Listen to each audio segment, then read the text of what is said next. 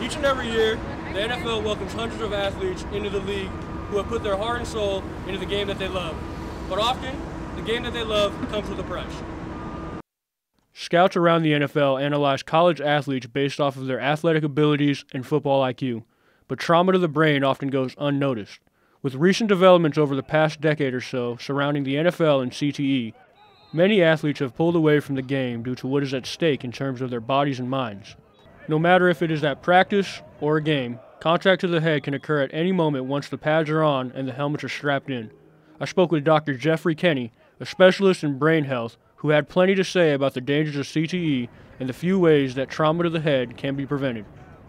I don't think you can ever completely prevent them in an absolute way. So equipment improvements have gotten better, as I understand it, and there's still, I think, a long way to go to make the equipment and the protection better. And there's some really good research going on to improve that, both by the sports themselves, but also what's being passed down into youth programs.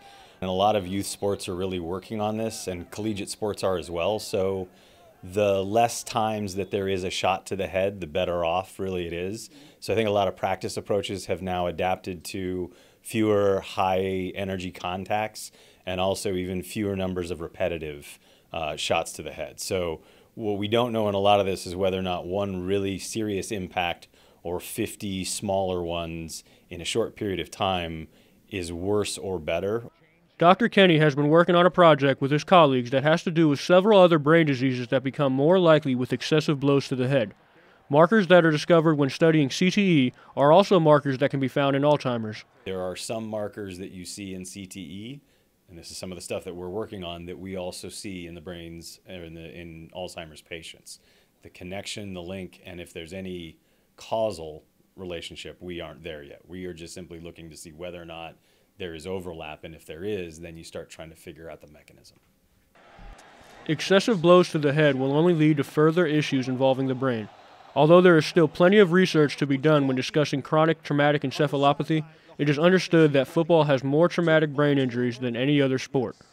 With more and more research surrounding CTE and excessive contact to the head, it's becoming clear that athletes need to be wary before getting wrapped up in the game of football. This is Jacob Teller reporting for Rebel Report. Grr.